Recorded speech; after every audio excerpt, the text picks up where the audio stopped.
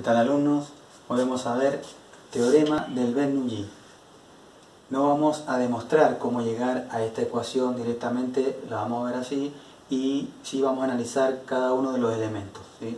Consideremos un tubo de corriente y lo vamos a seccionar en dos puntos, punto 1 y punto 2.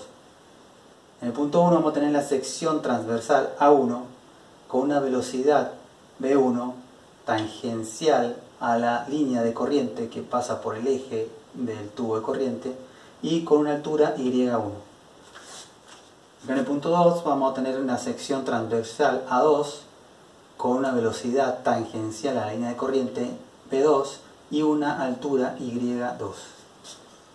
¿Qué dice el teorema de Bernoulli? La presión 1, acuérdense que acá actúa siempre una fuerza, como en esta sección también, y presión es fuerza sobre superficie. Presión 1 más un medio de delta, que es la densidad del fluido, por velocidad 1 al cuadrado, más la densidad del fluido por g, que es la aceleración de la gravedad, por la altura Y1, va a ser igual a la presión en 2, más un medio de la densidad del fluido por velocidad 2 al cuadrado, más la densidad del fluido por aceleración de la gravedad por la altura Y2.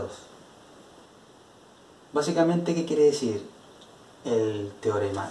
Por el principio de continuidad, todo flujo que ingresa por esta sección A1 va a salir el mismo flujo por la sección A2. ¿Sí? Eso dice el principio de continuidad. ¿Qué es cada uno de los términos? Vamos a analizar los términos del primer miembro, los que el segundo son iguales. El primer término es la presión estática. El segundo término es la presión dinámica. El tercer término es la presión hidrostática. Una manera reducida de expresar el teorema de Bernoulli es esta que está acá, ¿sí? Básicamente lo mismo, dice que la presión más un medio de la densidad del fluido por la velocidad al cuadrado más la densidad del fluido por la aceleración de la gravedad por la altura o la cota es constante. Cualquiera de estas dos expresiones sirve para el teorema de Bernoulli. ¿Qué pasa si el tubo es horizontal? El tubo de corrientes, ¿qué pasa cuando es horizontal? ¿Qué cambiaría acá? Y evidentemente las alturas. ¿Cómo son las alturas si el tubo es horizontal? Serían iguales, o sea que I2 e I1 serían igual a I, por lo tanto se simplifican, se anularían este término y quedaría reducida a solo 4 términos, ¿sí? En este caso, esta que es más reducida, si el tubo es horizontal, se eliminaría este término quedando la ecuación así. Presión más un medio de densidad de fluido por la velocidad al cuadrado es constante. Eso es cuando el tubo es horizontal. Ya vamos a ver más casos de eso. Vamos a analizar cada término, la unidad de medida de cada término.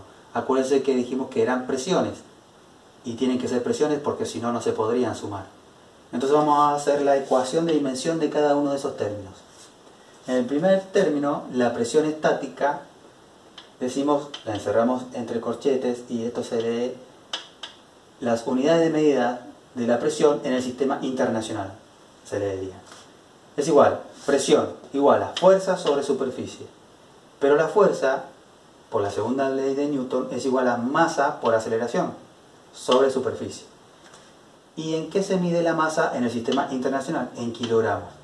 La aceleración se mide en metros sobre segundo al cuadrado. Y la superficie en el sistema internacional, metro al cuadrado. ¿Y qué nos queda acá? Si encerramos el kilogramo por metro sobre segundo al cuadrado, eso es un newton. Entonces me quedaría newton sobre metro al cuadrado. Y eso es un pascal. Y el pascal es la unidad de medida de la presión en sistema internacional. Vamos con el segundo término, la presión dinámica. ¿A qué es igual la densidad? A masa sobre volumen. Y la velocidad es longitud sobre tiempo. Pero velocidad está al cuadrado. Entonces, longitud al cuadrado y el tiempo al cuadrado. ¿En qué se mide la masa en el sistema internacional? En kilogramos. y el volumen en metros cúbicos. ¿En qué se mide la longitud en el sistema internacional? En metros, como está al cuadrado, metros al cuadrado. Y el tiempo se mide en segundos, como está al cuadrado, segundos al cuadrado. Esto lo podemos expresar de esta manera: kilogramo por metro al cuadrado, que en lugar de poner metro cuadrado ponemos metro por metro, porque metro por metro es metro al cuadrado, sobre metros cúbicos sobre segundo al cuadrado. Entonces acá tenemos de nuevo kilogramo por metro sobre segundo al cuadrado, que es igual a un newton. Y me queda newton por metro sobre metros cúbicos. Pero también podemos simplificar acá metros. Con un metro de acá me queda metro a la 2. O sea que me queda newton sobre metro cuadrado. Y eso es Pascal, una unidad de medida de presión en el sistema internacional. Vamos con el tercer término, presión hidrostática. La densidad es igual a masa sobre volumen. La aceleración de la gravedad es longitud sobre tiempo al cuadrado.